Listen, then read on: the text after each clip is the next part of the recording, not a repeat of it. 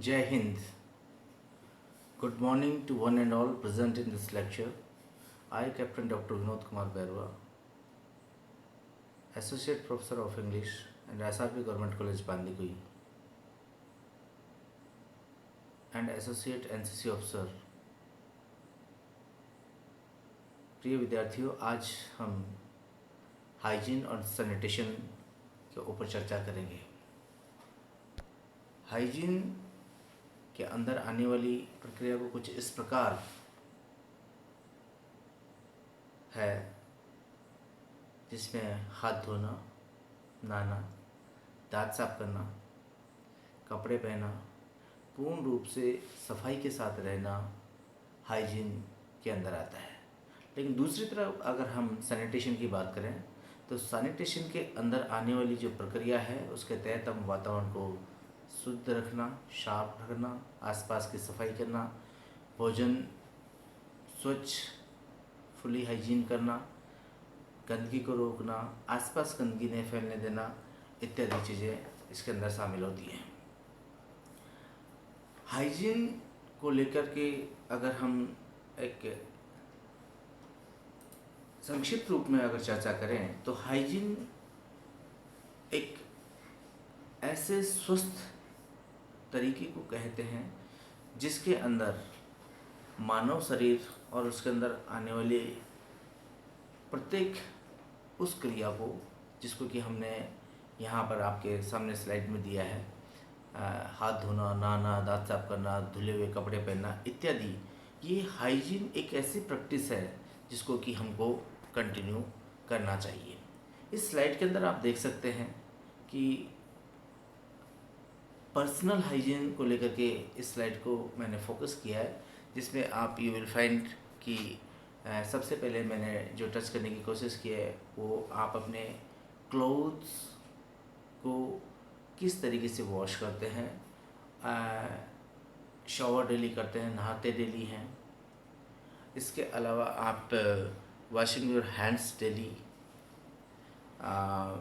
Washing your dishes, utensils, pots, जो आपके बर्तन्स हैं उनको धोना, आप डेली हेयर शैम्पू करते हैं कि नहीं करते, डेली ब्रश करते हैं कि नहीं करते हैं। तो ये इन सारी चीज़ों को जो मैंने आपको बताया कि हाइजीन के अंदर एक स्वच्छ तरीके से जीने का एक तरीका सिखाया जाता है, और इस तरीके के अंदर काफ़ी महत्वपूर्ण घटक जिनको हम कहेंगे वो आते हैं। उन घटक के ऊपर हम चर्चा इसके अंदर कर रहे हैं। अब इस हाइजीन की जो एक प्रैक्टिस बताई मैंने आपको, उसके साथ अब हम नेक्स्ट जिसके ऊपर चर्चा करेंगे वो है सैनिटेशन। सैनिटेशन स्वच्छता, स्वच्छ रूप से जीवन जीने का तरीका, यानी कि मानव अपशिष्ट और सूक्ष्म जीवों के अन्य रूपों के साथ मानव जीवन में जो उनका संपर्क होता है उसको रोकना और अपने स्वास्थ्य को बढ़ावा देने का एक तरीका है, जिसे हम अपने आसपास सफाई करके मेंटेन कर सकते हैं। इसमें पर्यावरण भी शामिल है, इसमें हम जो स्वच्छ भोजन करते हैं वो भी शामिल है, अपने आसपास जो गंदगी फैलती है उसको रोकने का जो तरीका है वो भी शामिल है। कुल मिलाकर के हम ये कह सकते हैं कि गंदगी को किसी भी तरीके से फैलने से रोकने की जो प्रक्रिया होती है वो सैनिटेशन के अंदर आती है। अब ये सैनिटेशन के अंदर जो हमने इसको रखा है तो उसके लिए हमको ये समझना होगा कि अल्टीमेटली स्वच्छता है क्या। स्वच्छता का अर्थ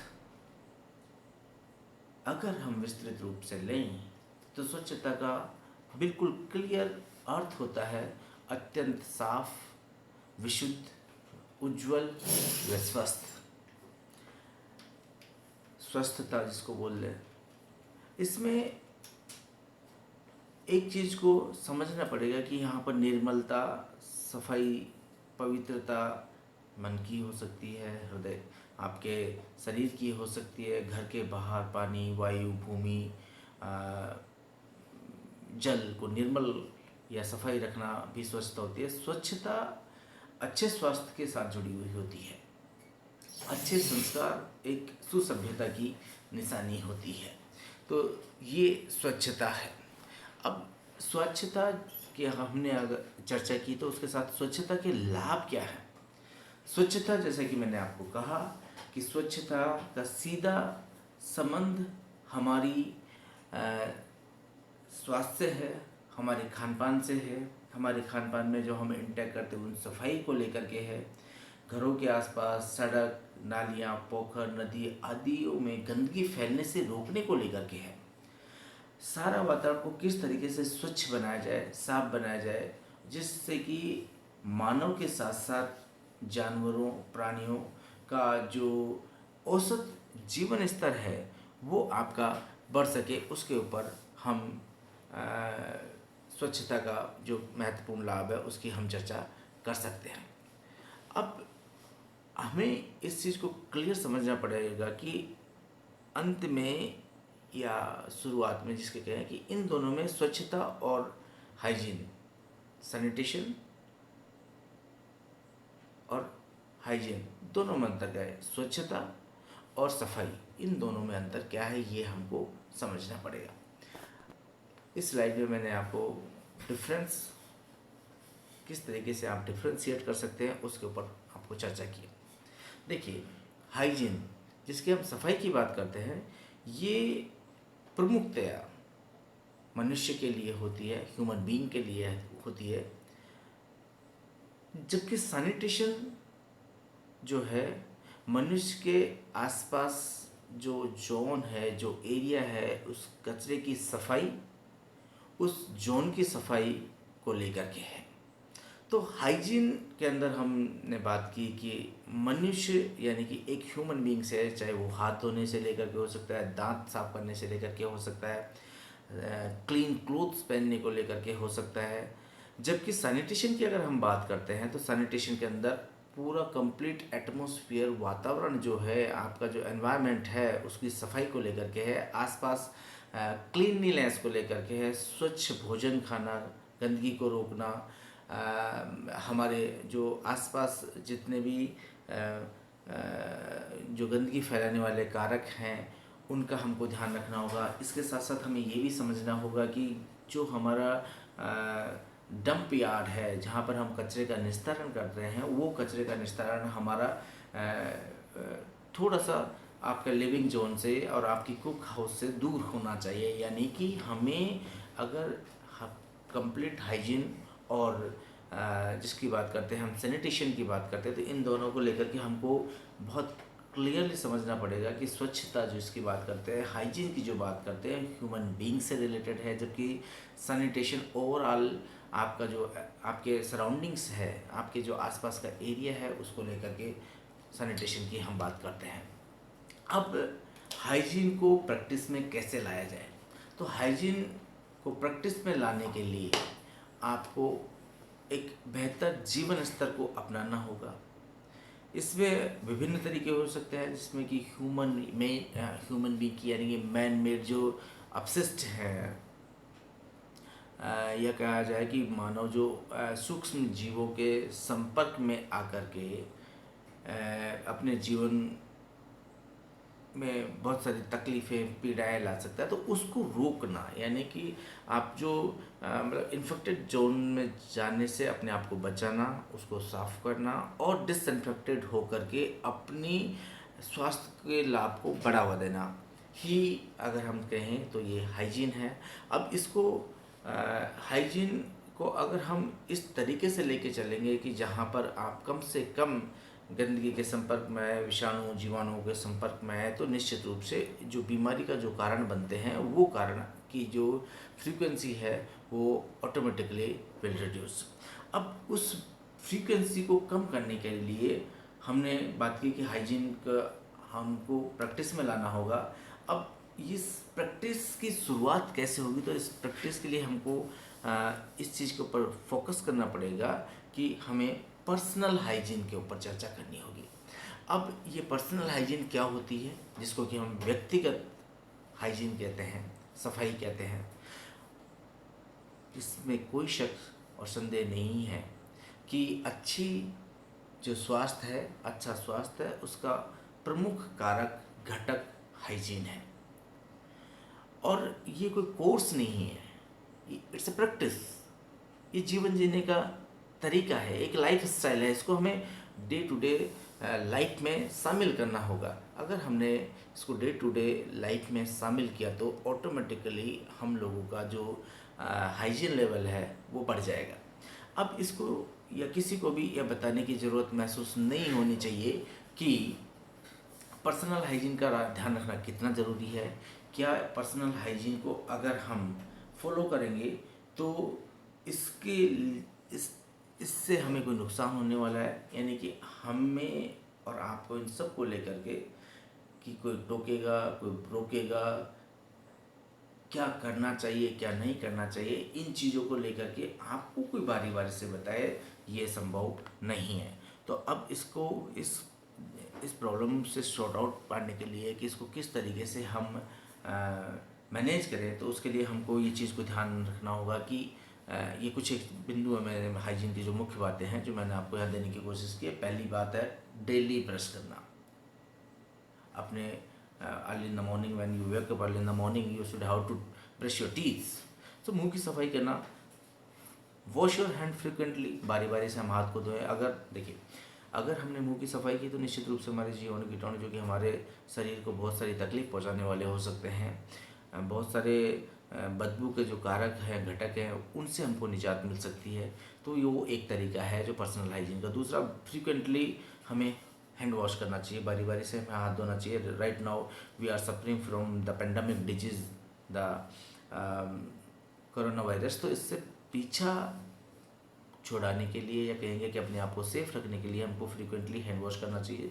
नो डाउट हमारा जो हाथ होता है उसमें विभिन्न प्रकार के जीवाणु कीटाणु हो जाते हैं, क्योंकि हम इन टच ऑफ विभिन्न आइटम्स के कहेंगे कि ये विभिन्न प्रकार की वस्तुओं को हम टच कर लेते हैं, जिसकी वजह से कि बहुत सारे कीटाणु हमारे हाथ के अंदर आ जाते हैं। तो हम उन विषाणुओं से के संक्रमण से बचने के लिए, उसको रोकने के लिए अगर हम कोई तरीके की बात कर सकते हैं तो वो तरीका जो हमारा है वो है कि हम फ्रीक्वेंटली हैंड वॉश करें।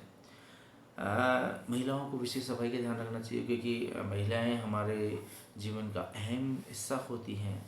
सभी महिलाओं को बहुत सारे किचन वर्क्स करना पड़ता है, तो किचन के अंदर सबसे ज़्यादा हाइजीन का ध्यान रखना होगा। किचन एक ऐसा जोन है जिसके अंदर कि आप अपने आप को जितना संभव हो सके प्रैक्टिस करके अपने आप को बचा सकते हैं। तो अब उसमें फीमेल्स का जो है विशेष ध्यान रखने की ज़रूरत है। नेक्स्ट, हमें जो है पसीने की बदबू है, गर्मी का मौसम हो सकता है या बरसात का मौसम हो सकता है, तो उसमें ईचिंग होती है, बहुत सारे पसीने आते हैं, तो उससे हमारे जो शरीर में है विषाणु जीवाणु क्रिएट होते हैं, उससे हमारे विभिन्न प्रकार की बीमारियां, आपकी फंगल डिजीज़ जो है वो हो जाती है। तो उनसे बचने के लिए हमको पसीने की बदबू को दूर करने के लिए obviously we should have to take bath frequently, यानी कि जब भी मौका लगे तो रोज़ाना तो बात करना ही है। If it is possible then हमें 2 बार भी बात लेना पड़े तो हमें लेना चाहिए, क्योंकि उस बदबू की वजह से हमें बहुत सारी और दिक्कतें हो जाती हैं। मुंह की सफाई जो मैं बात कर रहा था, तो उससे हमें मुंह में जो जिसको हम बोलते हैं कि बदबू जो आना शुरू हो जाती है, तो उसके लिए एक विभिन्न प्रकार की डिजीज़ जो हमारे शरीर को इन्फेक्टेड करती हैं। तो कुल मिलाकर के ये महत्वपूर्ण बिंदु है कि मुंह की सफाई, बार बार हाथ धोएं, महिलाओं को विशेष सफाई का ध्यान रखना चाहिए, पसीने की बदबू हो सकती है फीमेल्स के साथ में, और मल्टीपल जो है उनको कॉशियस रहने की ज़रूरत है। अब स्वच्छता का महत्व और घर की साफ सफाई, ये हमारी जो सैनिटेशन है उसके ऊपर आती है। तो ऑब्वियसली स्वस्थ रहने के लिए पहला और आखिरी तरीका एक ही है कि हम जिस स्थान और घर पर रह रहे हैं वो हमारा परिवार का निवास होता है। हम सब प्रसन्नचित्त होकर के वहाँ रहना चाहते हैं, हम सबको खुशी मिलती है आसपास का एरिया को, इसलिए हमको स्वच्छ और साफ रखना बेहद ज़रूरी है।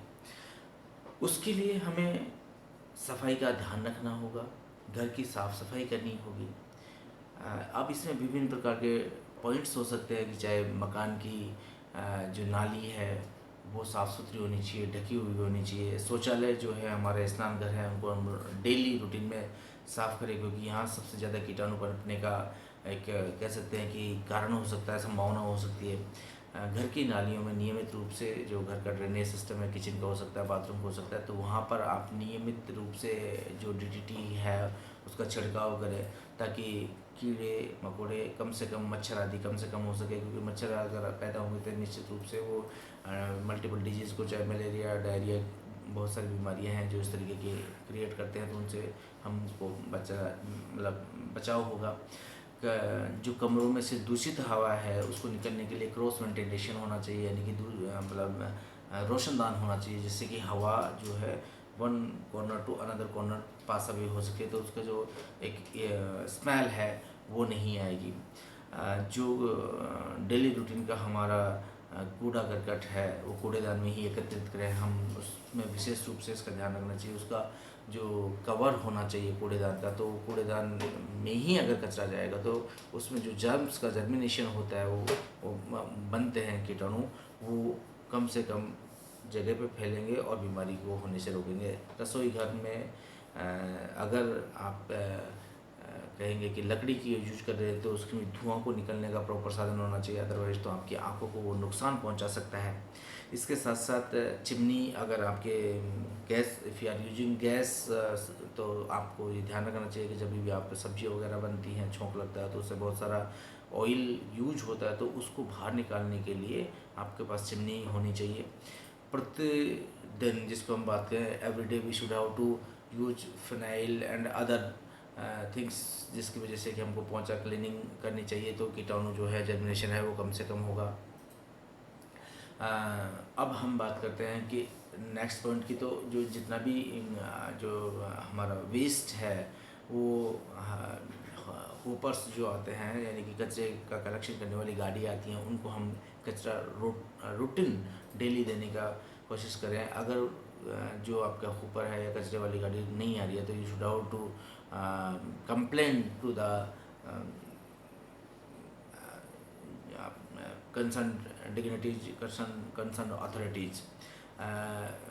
कोशिश करनी चाहिए कि हमारा जो ड्रेनेज सिस्टम है, चाहे हमारी पूरी गली मोहल्ले का होना चाहिए, वो क्लीन होना चाहिए, उसको रेगुलर बेस पे क्लीनिंग होनी चाहिए। जो नगर परिषद है उससे संपर्क करके समय समय पर कीटाणु नाशक जो फिनाइल, सैंडिडिटी, बीएससी पाउडर्स का आदि का छिड़काव करवाना चाहिए। सामुदायिक स्वास्थ्य के लिए जो आवासीय बस्तियां हैं उनको योजनाबद्ध रूप से बसी हुई होनी चाहिए, उनमें किसी भी तरीके की कंपैक्टेड नहीं होनी चाहिए, कंजेस्टेडनेस नहीं होनी चाहिए, हवा पानी आदि के समुचित व्यवस्था होनी चाहिए, टॉयलेट्स होना चाहिए, एंड जो ड्रेनेज सिस्टम है वो प्रॉपर होना चाहिए। यानी कि जो और इसके अलावा जो वेस्ट वाटर है या जो गटर्स हैं वो ढक्कन से ढके हुए होने चाहिए, उनकी स्मेल है जो बाहर नहीं आनी चाहिए। जो रेजिडेंशियल कॉलोनीज हैं, वहाँ की जो बस्तियाँ हैं, उनका गड्ढे आदि ढके हुए नहीं चाहिए, क्योंकि इन स्थानों पर मैक्सिमम संभावना होती है मच्छर पनपने की, तो उससे हमको निजात मिल सकती है। जल स्रोत जो हमारे हैं, चाहे वो नलकूप हो सकता है, चाहे कुआं हो सकता है, हैंडपम्प हो सकता है, वो सारे के सारे स्वच्छ होने चाहिए। कुएँ पॉसिबली कवर्ड होना चाहिए और समय समय पर उनको सफाई की जानी चाहिए। हैंडपम्प जो कुएँ बावड़ी आसपास है उनको हमको क्लीन करके रखना चाहिए। हैंडपम्प के पास में हमको वॉश नहीं करना चाहिए और ना ही गंदगी फैलानी चाहिए, क्योंकि वो पानी हम सीधा इंटेक करते हैं। पानी सबसे अगर सेफ़ वाटर के रूप में अगर हम ले सकते हैं तो हैंडपम्प का पानी होता है, क्योंकि उसमें संभावनाएं कम से कम होती है इन्फेक्टेड होने की। जो वाटर टैंक हैं और हेड टैंक्स हैं उनकी कंटिन्यू और से टाइम टू टाइम क्लीनिनेस होनी चाहिए। आपके जो over head tanks of your homes हो सकते हैं, हमारे घर की जो टंकियाँ हो सकती है, उनका हमको समय पर सफाई करवानी चाहिए। जो नियर हमारी कॉलोनीज हैं, बस्तियां हैं, वहाँ पर हमें प्लांटेशन करवाना चाहिए, वृक्षारोपण करवाना चाहिए।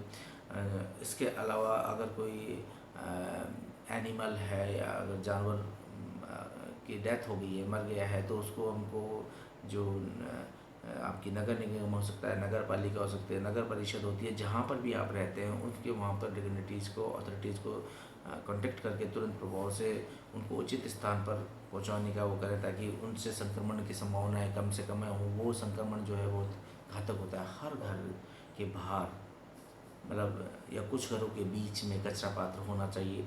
लोगों को, और या कहें कि लोगों के अंदर या समुदाय के अंदर कहा जाए कि स्वच्छता के प्रति जागरूकता हमें पैदा करनी चाहिए। हम क्योंकि पढ़े लिखे हैं, हम लोग इस समय इस स्टेज पे हैं, तो हम लोगों को और मोटिवेट कर सकते हैं कि वो ज़्यादा से ज़्यादा सफाई की तरफ ध्यान दें। लोगों को जो विभिन्न प्रकार की गंदगियों से होने वाले रोगों से बचाने के लिए उनको जानकारी देना चाहिए, ताकि वो अपने आसपास के क्षेत्र को तो साफ़ सुथरा रख ही सकें, खुद भी स्वच्छ और साफ रह सकें। इसका हमको विशेष रूप से ध्यान रखना होगा। तो स्वच्छता जो है, हम संक्षिप्त में अगर बात करें तो स्वच्छता मानव सभ्यता का एक श्रेष्ठ संस्कार है। स्वच्छता से समस्त पर्यावरण को स्वच्छ रखने की चेतना बढ़ती है। भारत में स्वच्छता अभियान एक बहुत ही बेहतरीन योजना है। सुनागरिक होने के नाते यह हमारी ड्यूटी है, मॉरल ड्यूटी है कि हम इसको ज़्यादा, इसके प्रचार प्रसार को बढ़ावा देने के लिए ज़्यादा से ज़्यादा प्रयास करना चाहिए। एक कॉमन मैन के अंदर ज़्यादा से ज़्यादा एक हमें सोच डेवलप करनी होगी, और बीइंग ए गुड सिटीजन हमको इसमें बढ़ चढ़ करके भागीदारी लेनी होगी, और इससे होने वाले डिजीज़ से लोगों को वाकिफ़ कराना होगा कि अगर हम गंदगी जो है उससे निजात पाएंगे तो निश्चित रूप से हमारा जो जीवन स्तर है वो बढ़ेगा, और दिन पर दिन हम और आगे बढ़ते चले जाएंगे। तो this is the one of the best one way to make hygiene and sanitation. Thank you very much. You listen my lecture beautifully. I hope you will keep safe, clean your zone, your area। आप अपने near आसपास के जितने भी जगह हैं उनको साफ़ सफाई के साथ में रखना पसंद करेंगे। अब हम नेक्स्ट क्लास में मिलेंगे, तब तक के लिए थैंक यू, गुड बाय।